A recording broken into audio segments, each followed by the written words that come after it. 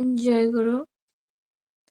Online নামধান মহাযজ্ঞ শিউলি ঠাকুর বাড়ির পক্ষ থেকে সবাইকে জানাই আনন্দিত জয়গুরু। আজকে আমরা প্রথমে ইষ্ট প্রসঙ্গেই চলে যাব। আজকে ইষ্ট প্রসঙ্গ করার জন্য আহ্বান জানাই আমার শ্রদ্ধেয় বসন্ত কুমার দাদাকে, বসন্ত কুমার কৈরি দাদাকে, যিনি মানিকপুরের দেওঘর মানিকপুরের দায়িত্বে আছেন।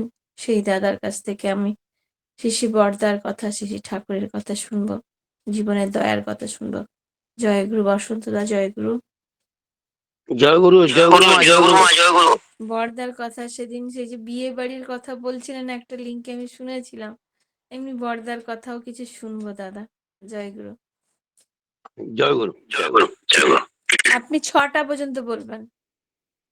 আগে পরম দয়াল শিশি ঠাকুর, পরমরাধ্যা জগজ্জননী শিশির বড়মা, পূজ্যপাদ শিশির বরদা, পরম পূজ্যপাদ শ্রী শ্রী আচার্যদেব, অবিন্দ দাদা এবং ঠাকুর পরিবার সবারই শ্রীচরণে আমার কোটি কোটি প্রণাম। আজকে অনলাইন নাম ধ্যান সৎসঙ্গে যুক্ত দাদা ও মায়েরা, আমার প্রাণ ভরা আনন্দিত জয়গুরু গ্রহণ করবেন। প্রথমে একটা কথা না বলে পারছি না। 1916 সালে, এই 2016-তে আমার বড় মেয়ের দ্বিতীয় ছেলে জন্মের আভাস হলো। তখন আমাদের সৎসঙ্গে হাসপাতালে নায়কদা ছিলেন না, অসুস্থ হয়ে বাড়ি চলে গেছিলেন। শিশির দাদা আমাকে বললেন যে অর্পিতা গান্ধীর কাছে নিয়ে যান। অর্পিতা গান্ধী তার নার্সিং হোম আছে এবং তিনি গুরুবন, খুব ভালো ডাক্তার। আমি আগেও 2-1 বার ওনার কাছে গেছি, অল্প স্বল্প পরিচয় তো ছিল।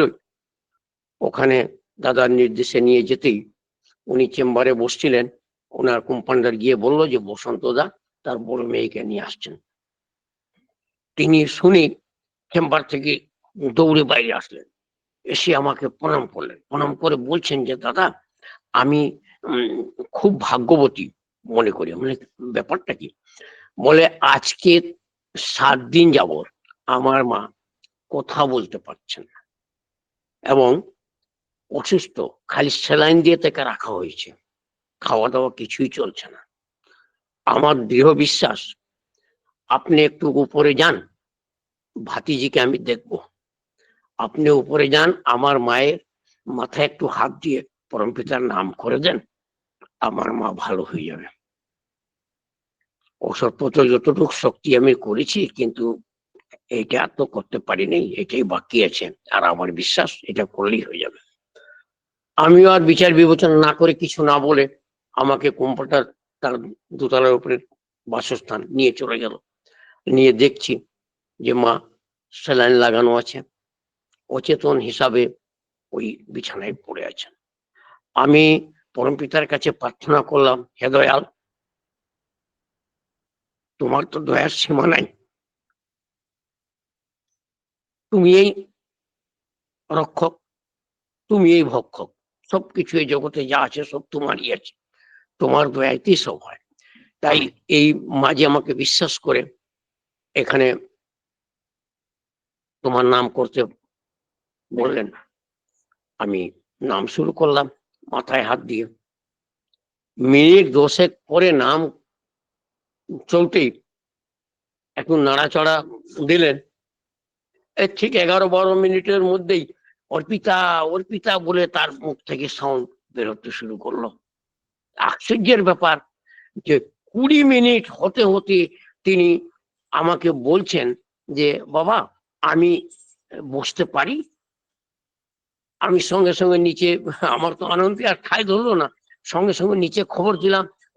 অর্পিতা দিদি দৌড়ে উপরে উঠলেন, গিয়ে স্যালাইনটা খুললেন, মা বসে গেলেন। মা বললেন সঙ্গে সঙ্গে যে অর্পিতা, এই দাদাকে চা দিয়েছিস? আর কি আনন্দ গো! হ্যাঁ দেবো দেবো, চা দেবো চা দেবো।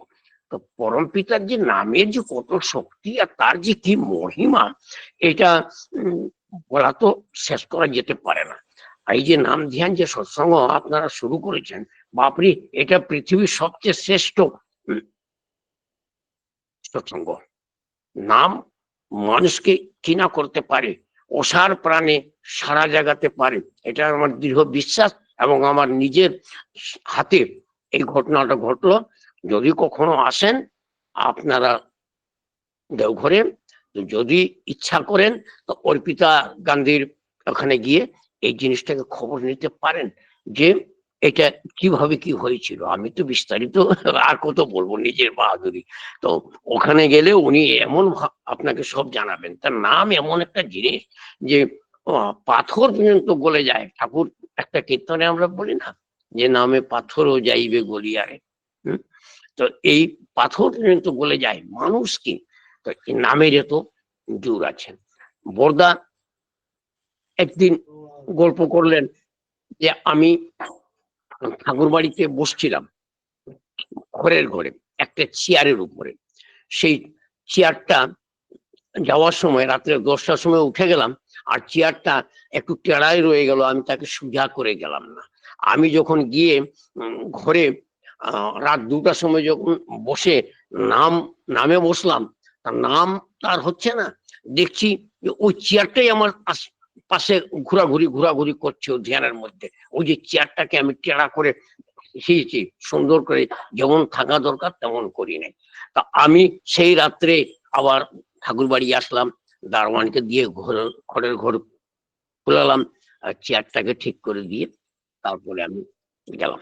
এতে আমরা কি শিখলাম, যে সাধনা এমন একটা জিনিস যে গুছ গাছ ভালো মন্দ সব জানিয়ে দেয়। যেমন ঠাকুর বলছেন, অর্জনে পটু শাস্ত্রে কাজে সুন্দরে সমাপন, এই দেখে তুই বুঝবি লোকের দক্ষতা কেমন। তা এই যে নামের যে কি শক্তি, আর নাম করলে মানুষ অটোমেটিক হৃদয় অস্পষ্ট সুন্দর হয়ে যায়, আর শক্তি অর্জন করেন, শক্তি অর্জন করে স্থির হয়, গ্রহ ক্ষম হয়, নিজের মধ্যে অসার শক্তি জন্মায়। বরদার কাছে আমি শিখলাম, তিনি বললেন মানিক পুরুষের ঠাকুরের মন্দিরে প্রণাম করছেন, আমিও তো তার সঙ্গে সঙ্গে ছিলাম। গেটটা একটু টেরা ছিল মন্দিরের, আমাকে বললেন বসন্ত, আমি বাবা ওই গেটটা সোজা করে আয়। আমি দৌড়ে গিয়ে গেটটা সোজা করলাম, পিছনে ঘুরলেন, তিনি যে ঢুকেছিলেন গেটটা তো আমি খুলেছিলাম, কিন্তু একটা গেট এদিকে আর একটা গেট সেদিকে ছেড়ে দিয়েছিলাম, তা যে বাবা বের হলে এটা আমি লাগাবো। তাই তিনি ওখানে যেমনি পিছনে ঘুরলেন, মা মন্দিরে যাওয়ার পথে এই চোখে দেখলেন যে গেটটা এদিক সেদিক করেছে। বসন্ত, আমরা আগে গেটটা ঠিক করে দিয়ে, তার মানে ওই যে সুন্দরে সমাপন, যে কোনো কাজ করতে গেলে ওটা সুন্দরে সমাপন করতে হবে, এমন আবল খাবল করলে চলবে না। আর এটা সাধনা, এটাই যে সর্বসুন্দর। তা এই নামটা এত শক্তি, এটা বাবার কাছে আমি শুনেছি যে নাম, আমাকেও একদিন জিজ্ঞাসা করেছিলেন যে কত সময় নাম করতে পারিস। আমি বললাম, বাবা আমি তো নামে বসি কিন্তু নাম আমার হয় না। বললেন কেন, কেন হয় না বলতো। আমি বললাম যে তখন মানিকপুরে খুব দুর্গম জায়গা ছিল, বুঝলেন, একটু চান্স পেলে চুরি হয়ে যাবে, এইরকম অবস্থা ছিল। তা আমি বললাম যে নামে বসি যখন, চকটা তো মিনিট খানিক পরে বন্ধ করি, বন্ধ করলে মনে হয় কি যে ওই পিছন দিকের গেস্ট হাউসের বারান্দার ইলেকট্রিকের বোর্ডটা কেউ খুলে নিয়ে যাচ্ছে। তারপরে মনে হয় যে কি কেউটাও কে খুললো, তখন এই একটা বাল্ব, যে 10 টাকার যে বাল্ব, এটাও চুরি হতো। তখন মানুষ এত অভাবী ছিল যে বলার মতো ইয়ে ছিল না। ঠাকুর বাড়িতে যখন ঠাকুর আসলেন, আমি 1977 সালে যখন ঠাকুর বাড়িতে আসলাম, তখনও এই এরিয়ার মানুষ 2 বেলা 3 বেলা উপবাস কাটতো, তারপরে গিয়ে হয়তো অন্ন জুড়তো।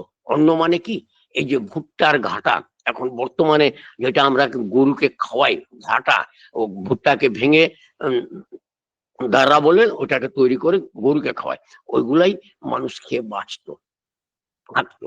তাই জন্য যখন ঠাকুর প্রথম ঠাকুর বাড়িতে আসলেন, আসার সঙ্গে সঙ্গে পান্ডাদেরকে খবর দেওয়া হলো, সেই 1946 সালের 2রা সেপ্টেম্বরে পান্ডাদেরকে খবর দেওয়া হলো যে ঠাকুর ডাকছেন। পান্ডারা খবর পেয়ে ঠাকুরের কাছে ছুটে আসলেন। ছুটে আসতে ঠাকুর জিজ্ঞাসা করলেন যে এখানে এমন কি জিনিস আছে যে 12 মাস খাওয়া যেতে পারে, কারো শারীরিক কোনো ক্ষতি করে না, কি আছে? পান্ডা বললেন যে, তখন হেড পান্ডা ছিলেন আত্মারাম পান্ডা, তার নাতি। এখন যারা ঠাকুর বাড়ি আসছেন একটু লক্ষ্য করবেন যে প্রত্যেকদিন সকাল বিকাল বেলা প্রার্থনার আগে আগে একটা পিতলের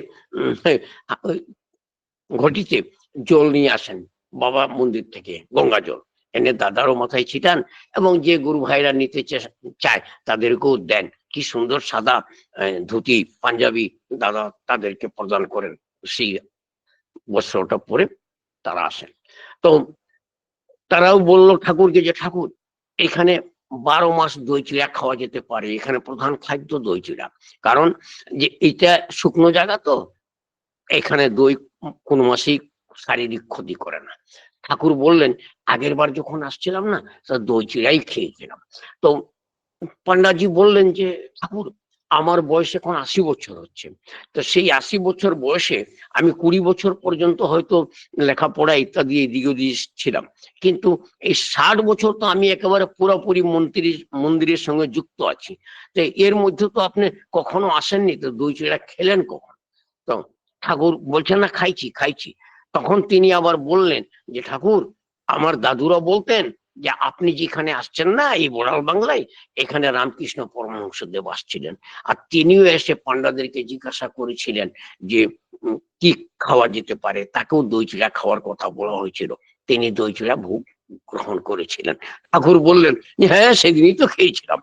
হ্যাঁ, তার মানে ঠাকুর পূর্বজন্মে এই যে পূর্ববর্তী অধিকার করিয়া পরবর্তীর আবির্ভাব বলছেন কেন, পূর্বেই এই রামকৃষ্ণ পরমহংস দেবের রূপে থাকতেই ঠাকুর দেওঘরে এসে তার লীলাভূমি, পরবর্তীকালে যে লীলাভূমি সমাপ্ত করবেন, এই জন্য দেওঘরটা তখনই তিনি ঠিক করে গেছেন।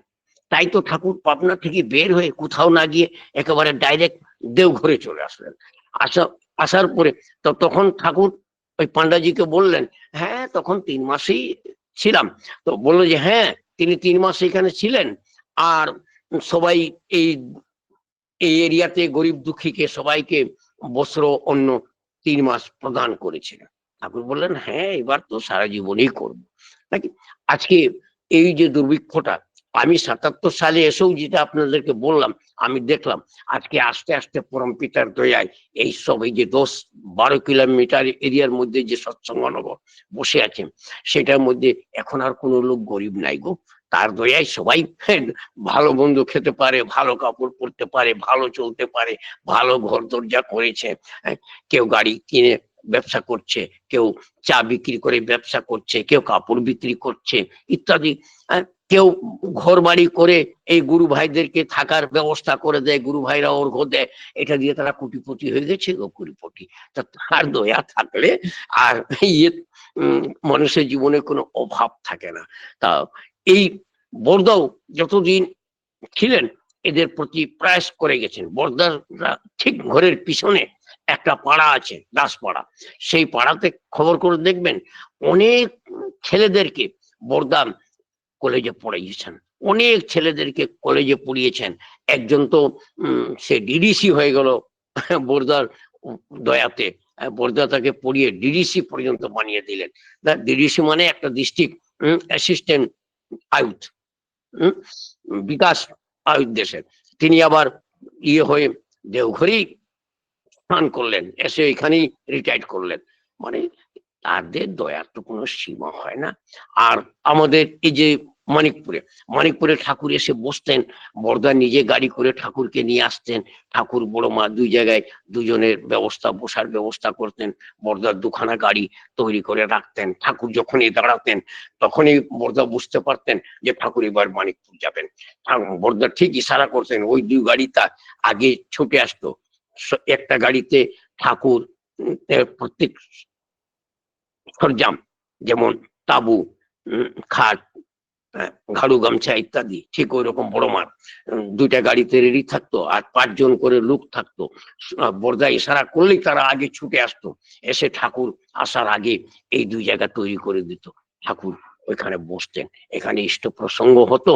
এইখানে এই এরিয়ার লোক এত ভাগ্যবান যে পরম পিতাকে শরীরে দর্শন করেছে, এবং বন থেকে বনকুল, কনদার ফল এগুলো লোকে তুলে আনতো, ঠাকুরকে নিবেদন করত, তারপরে সবাই গ্রহণ করত। তা এখনো ওটা প্রচলন আছে যে 9 জানুয়ারির দিনে যখন এখানে উৎসব হয়, তা আমি ওই জঙ্গল থেকে বনকুল এবং কনদার ফল এগুলো জোগাড় করে আনি, ওই ভোগের লাগে, কারণ ঠাকুর এখানে সেই ভোগ গ্রহণ করেছিলেন।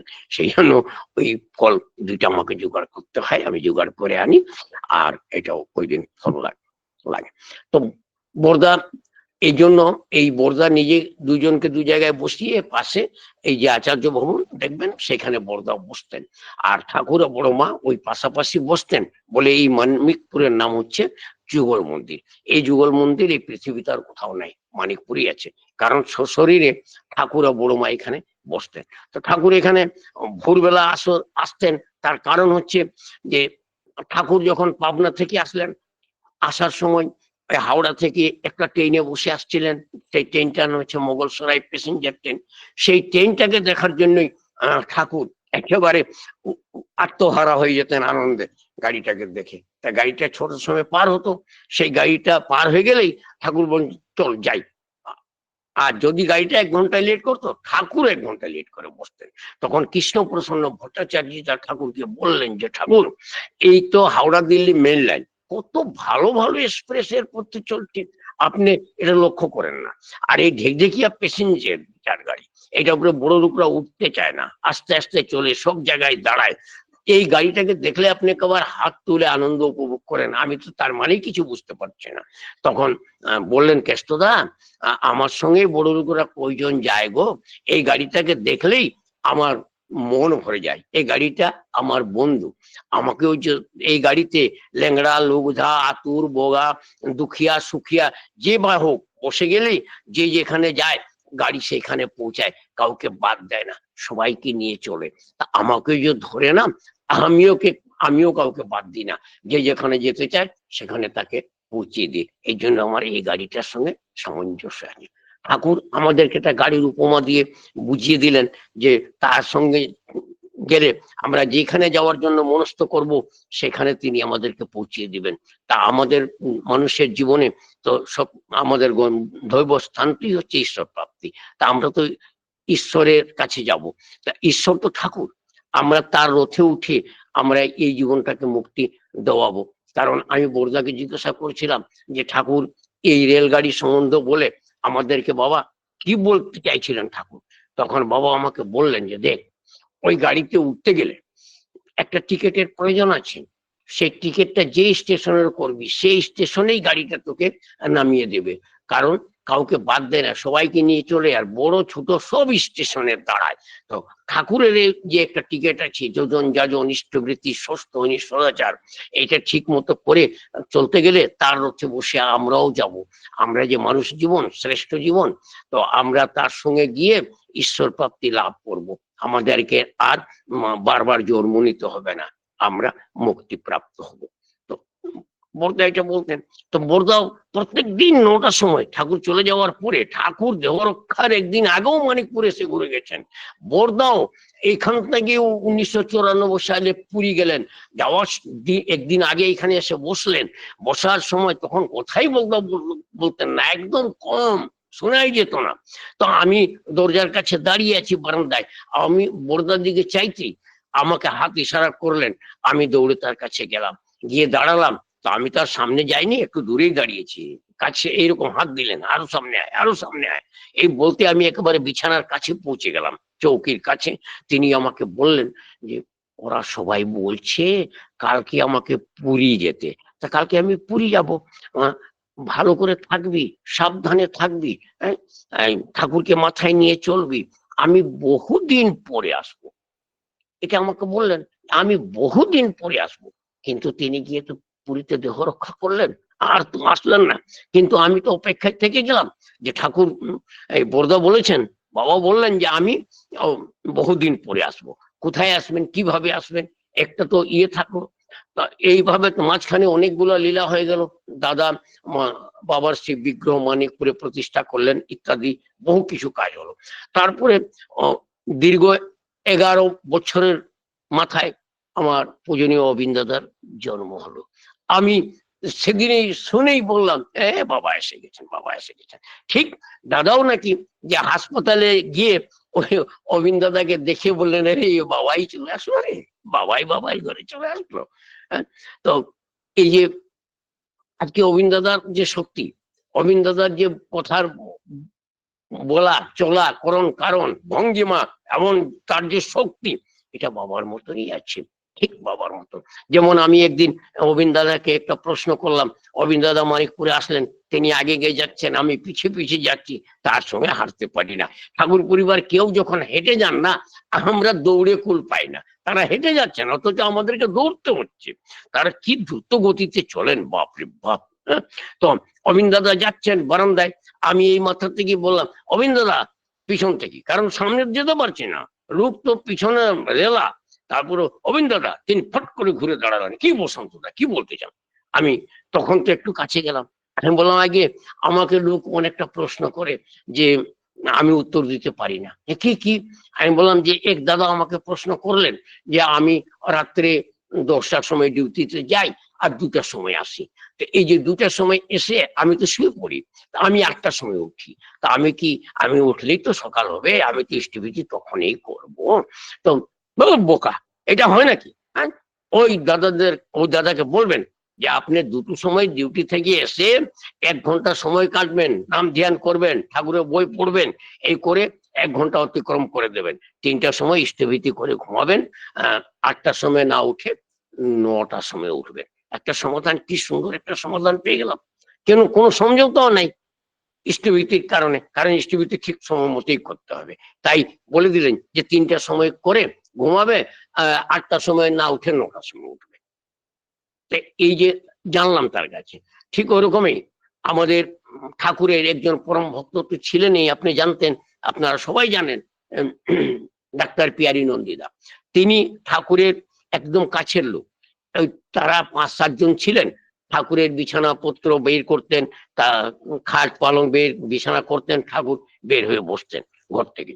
তো একদিন পিয়ারিদার আসতে দেরি হয়ে গেল, তখন ঠাকুর বলছেন, আসতেই বললেন যে, ও পেরিদা, আপনার আসতে দেরি হলো জি।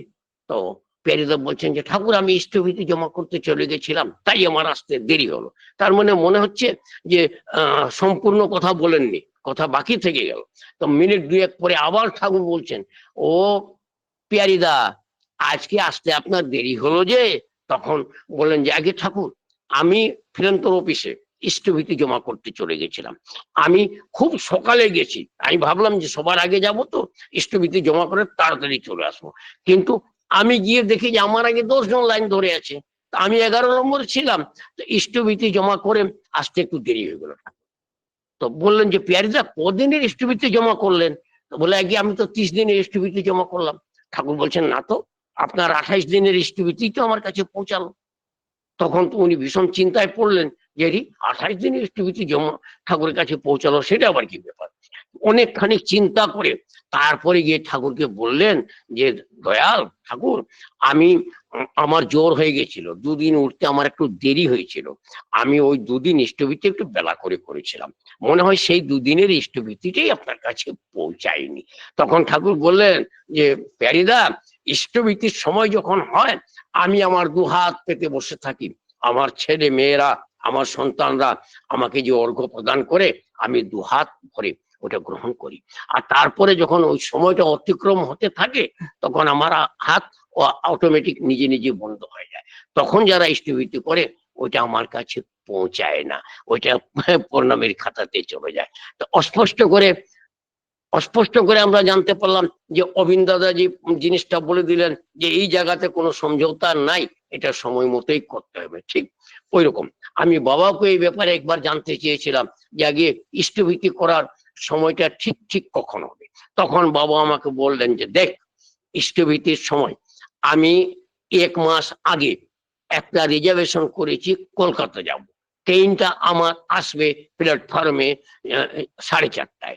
আমি যদি ওখানে 4:45টায় পৌঁছাই, তো ট্রেন কি আমার জন্য দাঁড়াবে? আমি বলি, কখনো দাঁড়াবে না, চলে যাবে। কেন দাঁড়াবে না? আমি তো পয়সা দিয়ে টিকিট করেছি। বলে ওটা মানবে না, তার সময় আছে, সেই সময় মতো চলে যাবে, আমাকে প্রওয়া করবে না। তো ওই রকমই ইষ্টভীতিটা, আমরা সময়টা অপেক্ষা করব, সে আমাদেরকে অপেক্ষা করবে না। তো ওই উম, দেখেন, ঠাকুরও যেটা বললেন, অবিন দাদা বললেন, বড়দা বললেন, এই তিনটা কথায় মিলিয়ে জুড়িয়ে একই একই সময় একই কথা একই রকমই হলো। তাই তারা মহাপুরুষ। হুম, তাই তো ঠাকুর বলছেন যে পুরুষোত্তম আসেন যখন, ইষ্ট আচার্য তিনিই গুরু, আর তিনি সবার জীবন ধারা, তিনি সবার জীবন মেরু। যে এই যখনই সময় তো কম হচ্ছে, আমাদের পূজনীয় বাবাই দাদা, যখন পূজনীয় বাবাই দাদা ছিলেন, তখন তার একটা ঘটনা, এমন একটা ঘটনা ছিল যে তিনি, ওই ঘটনার চক্রে বোঝা গেছে যে তিনি অন্তর্যামী, তারা সব আমাদের ব্যাপারটাই জানেন। আমরা তাদের কাছে দাঁড়ালেই আমাদের পুরো ভূত ভবিষ্যৎ সব আমাদেরকে তারা বুঝতে পারেন। তাই আজকে তো সময় নাই, আমি বাবাই দাদার ওই ইয়েটা একদিন আবার যদি সময় পাই আপনাদেরকে বলবো। দু একটা ঘটনা এমন বাবাই দাদার আছে যে যেটা অপূর্ব, যেটা শুনলে আপনারা বুঝতে পারবেন যে এই জায়গাতে বসে সারা পৃথিবীর খবরই তারা জানেন। তাই তো তিনি এই জায়গায় বসে আজকে এই বিশাল সৎসঙ্গ জগৎ, শুধু তাই নয়, সারা পৃথিবীকে পরিচালনা করছেন এই দেওঘরে বসে। এই পরম পিতার এই স্বর্গ রাজ্য দেওঘরে স্থাপিত করলেন, আর আমরা সেই তাকে কেন্দ্র করে আমরা আনন্দে শান্তিতে উপভোগ করে আমরা জীবনযাপন করছি। এই নাম ধ্যানটা যে এত, নাম ধ্যানে যে এত শক্তি আর এত যে প্রবল বিশ্বাস জন্মায়, এইটা না করে যারা করেনি তারা বুঝতে পারবে না। তাই যারা করে তারা বুঝতে পারবে। আমি তো অল্প একটু আপনাদেরকে বললাম যে অর্পিতা গান্ধী দিদির ওই মা সম্বন্ধে। আপনারা আসবেন, এখন মা ভালো আছে। 3 মিনিটের মধ্যে হ্যাঁ, হয়ে যাবে। আচার্যদেবের ঘটনাটা বা বড়দার জীবনের ঘটনা একটা দুটো দয়ার কথা বলুন, 3 মিনিটে হয়ে যাবে। হ্যাঁ হ্যাঁ, তাহলে বলছি, এই বড়দা এখানে এসে রোজই বসতেন। তো আমি দেখেছিলাম যে রাঙামা বড়দার ঘরে পূব দিকের বারান্দায় 2 বালতি জল প্রত্যেক দিন বের করে রাখাতেন এবং গামছা দিয়ে সেটা ঢেকে রাখতেন। আমি দেখতাম যে বাবা ওই জল দিয়ে চান করতেন। হ্যাঁ, তো আমি আমি মানিকপুরেও রাখার চেষ্টা করলাম, সব দিন রাখতাম, কারণ বাবা সকালে 9:20 হলেই মানিকপুরে পৌঁছে যেতেন। তো আমিও ওই পিছন দিকের পূব সাইডে বারান্দায় ওই 2 বালতি জল রেখে গামছায় ঢেকেছি, রোজই রাখতাম। হঠাৎ মা, রাঙামা পিছন দিকে গেলেন, বললেন, আরে এটা জল না কি রে? বলে, আগে হ্যাঁ মা, জল। তো এটা কেন রেখেছিস? আমি বললাম যে আগে গরম হওয়ার জন্য। বাবা তো, আমি জানতাম যে বাবা তো ইলেকট্রিকের হিটার দিয়ে জল গরমে চান করতেন না, সূর্যের তাপেরই জল দিয়ে চান করতেন। তো আমি বললাম যে এই জলটা এই জন্য ঢেকে রেখেছি যে যদি বাবা কখনো দয়া করে মানিকপুরে চান করতে চান, তা আমি হঠাৎ এরকম জল কোথায় পাবো। তাই আমি সব দিন রাখি, যখন বাবা চলে যান তখন গাছ গোড়ায় দিয়ে আবার বালতিটা মুছে রাখি, আবার সকালে এইটুকু রাখি। বাবা এসে বাবাকে বললেন, মা, যে শুনলে, এই যে তোমার চানের জন্য এরকম 2 বালতি জল প্রত্যেকটা দিন রাখে, কোনোদিনই বাদ দেয় না, তুমি চলে গেলে এরকম। আমি যা বললাম তাই বললেন। তো বাবা বললেন, আহারি, তাহলে আমি আজকেই চান করব। ভক্তের অধীনে ভগবান, আজকে আমি চান করব। ওই বাবার চান করার এখানেই ব্যবস্থা হয়ে গেল। তার ভোগ ঠাকুর বাড়িতে রান্না হয়েছিল, ওখান থেকে এখানে চলে আসলো। হ্যাঁ, দাদা বললেন যে বাবার ভোগ তো চলে আসলো রে, আমরা কি খাবো? বলে, গিয়ে আমরাও রান্না করে খাবো না। এই যে আমাদের ব্যবস্থা কি আছে? বলে, সবকিছু আছে আমার কাছে, চাল আছে, ডাল আছে, আলু আছে, মর মশলা, তেল, যা লাগে মোটামুটি 100 লোকের খাওয়ার ব্যবস্থা আমার গোডামে সব রেডি আছে, শাকসবজি বাগানে আছে। এই দিন ওই রান্না বা দাদাই নিজেই, এই কি আনন্দে বুঝতে পারেন, একটা ধুতিটাকে গুছিয়ে দাদা বাঁধলেন, উপরে একটা গামছা বাঁধলেন, আর কাঁধের উপরে একটা খুন্তি নিয়ে আনন্দবাজারে চললেন। কি আজকে বসন্ত বললো যে আমরা রান্না করে খাবো, আমি এই রান্না করবো, মানে কি দৃষ্ট আর কি ইয়ে না, তারা একেবারে শিশুর মতো শিশুর মতো ইয়ে আমাদেরকে বুঝাতে চান। আর যখন তারা ইয়ে হন তখন না বুঝতে পারি তাদের কি শক্তি। মা 6টা বেজে গেল, আমার ভুল ভ্রান্তি ক্ষমা করবেন গো। জয় গুরু, জয় গুরু। দাদা এরকম বলবেন না, ভুল ভ্রান্তি আমি ধরার কেউ না দাদা। আপনি এত সুন্দর এসে যে বললেন, আমরা প্রত্যেকেই ধন্য হলাম। আরো খিদে থেকে গেল দাদা, ওই শিশি বর্দার মানে কথাগুলো আমরা শুনতে চেয়েছিলাম, আমি শুনতে চেয়েছিলাম, সেই জন্যই আপনাকে আহ্বান করেছিলাম, কিন্তু সেগুলো একবারে শুনতে পেলাম না। যে ওই বিয়ে বাড়ির ঘটনাটা, যে বিয়েটা বন্ধ হয়ে গেল, ওইসব ঘটনাগুলো, বা ওই যে সাঁওতাল পাড়ায় গিয়েছিল, সেই সব ঘটনাগুলো আমাকে আমার লিঙ্কের মায়েরাই বলেছিল যে আপনি যেন আবার একবার বলেন। যাই হোক, অনেকদিন। হ্যাঁ, হ্যাঁ, সরিষা মা, হ্যাঁ, হ্যাঁ, হ্যাঁ। ওই সাঁওতাল গ্রামটার নামটা সবসময় জিজ্ঞেস করবো না, কি নাম ওই গ্রামটা, আদিবাসী গ্রামটা যেখানে সবসময় করতে গিয়েছিলেন ওনারা? বসন্ত দা বলুন। আদিবাসী গ্রামটার নাম হলো বাগদাহা, বুঝলেন? বাগদাহা। কি বলেন? ওই আদিবাসী গ্রামটার নাম হলো বাগদাহা, আমাদের ঠাকুর বাড়ি আচ্ছা থেকে আচ্ছা 40 কিলোমিটার দূরে। হ্যাঁ, বাগদাহা, ওই গ্রামের নাম হলো বাগদাহা। ঠিক আছে দাদা, বসন্ত দা আবার আসবেন, ওই মানে ওই কথাগুলো, ওই বর্দার ঘটনাগুলো আমরা আবার শুনতে চাই। এটা আপনার কাছে অনুরোধ রইলো। আপনি সব একবারে লিস্ট করে, পাই টু পাই লিস্ট করে রাখবেন, আর একবার একদিন সব বলবেন। জয় গুরু, পরম পিতা। ঠিক আছে বাবু, ঠিক আছে বাবু, ঠিক আছে। জয় ঠিক গুরু, আছে জয় দাদা, জয় গুরু। পরম পিতা রাঙা রাতুল চরণে আপনার সার্বিক কল্যাণ প্রার্থনা করি, আপনার নিরোগ দীর্ঘ ঈশ্বরচল জীবন প্রার্থনা করি। ভালো থাকুন দাদা, সুস্থ থাকুন। আর আপনাকে প্রণাম, আর আপনিও আমাদেরকে আশীর্বাদ গুরু, করবেন জয় যেন গুরু। আমরাও সুস্থ শরীরে আপনার মতন ঠাকুরকে ভালোবাসতে পারি, ভালোবেসে যেন আরো তার দিকে এগিয়ে যেতে পারি। জয় গুরু দাদা, ভালো থাকুন, সুস্থ থাকুন। জয় গুরু, জয় গুরু। প্রণাম নেবেন দাদা, জয় গুরু, জয় গুরু, জয় গুরু। জয় গুরু।